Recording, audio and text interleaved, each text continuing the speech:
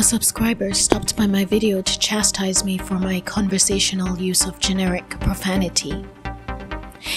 Having learned the art of manipulation at his mother's knee, he suggests to me that my, quote, carefully expressed thoughts don't jibe with my expression of profanity. Of course, this is the meat in the sauce of the matter, the pivotal point. This is his feeling, yet he makes it available to me and requests that I modify my behavior in order to make his feeling bearable. His sense of being offended is an opportunity for him not to demand that I cater to his obsession, but instead for him to take out his belief and, utilizing logical arguments, re-examine it. When he does this, he might see that there was at least 2 times this past year when he said, "fuck," and it felt right. He may see that despite what his well-meaning mother told him, he has repeatedly said fuck, and still he remains intact. The Christian says his God speaks, but does the Christian ever speak back? The God of the hyper-rationalist is his unshakable faith in the artifacts of science and his own intelligence, less pretentiously known as arrogance. And he too refuses to talk back to his God. The process of re-examining beliefs is what I mean when I talk about sassing God. We must talk back to our gods. Sassing gods is the route through which we gain freedom from all religions, organized collective religions, and the religion of the unexamined belief. Organized religion is only the belief that has become so large that it transforms into a movement.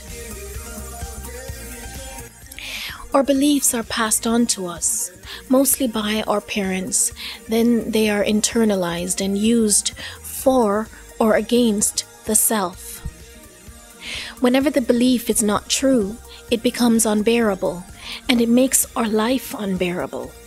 And the quasi-solution is then to project it outward onto others, disembody it, get rid of it at all costs. The disembodiment of beliefs is also a method of testing, putting the non-physical thing into practice to see whether it works in the real world. When you observe that the logic of the belief does not hold up, does not serve you, then you must revise the belief. If it is unsalvageable, then you must discard it or replace it with something more life-sustaining. Of course, if you decide to project your belief toward a zealot like me, who attempts to say what she means, the objectionable thing will be thrust right back at you. Now, what will you do with this rejected thing? We simply must say what we mean to say. If what you mean to say is fuck, then the word fudge will not suffice, no matter what your mother told you about potty mouths. Do you believe that you own yourself? The ownership of oneself is not for the trifling and requires responsibility. The self will be resentful if you fail to do it justice, if you truncate its words. The words are an uttered representation of the language of your soul, your emotions. The soul, or your inner being, is not tolerant of false beliefs and thrusts them outward, finding them unbearable. Then again, if you're hyper-rational, you don't believe that you have a soul or an inner being, but you do. The inner being is the level at which your decision to act is made. You can see the thrusting outward of beliefs by the hyper-rational would-be scientist. He denies his emotions and makes himself absolutely miserable. He He believes that life is pointless and descends into despair while telling the Christian and the pagan that his beliefs are actually the ones that are killing him. The depressed scientist and the Christian both suffer from the same disease. Neither one will talk back to his God, but at least the Christian has the hope of heaven to comfort him. The depressed scientist, however, strips himself of all gifts and stands with nothing. It seems that he fails to understand that the practical business of life is the effective management of beliefs. If his beliefs cause him nothing but despair, then he has failed at that life.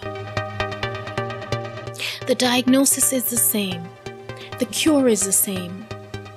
The Christian must sass his God. The scientist must talk back to his encroaching despair, and the perpetually offended must say fuck and delight in it. So if you need to say fuck, don't say fudge. You or your inner being is smart enough to know that you lie and will resent you for it. And if what you need is a God, then have your God, but please, please keep challenging him.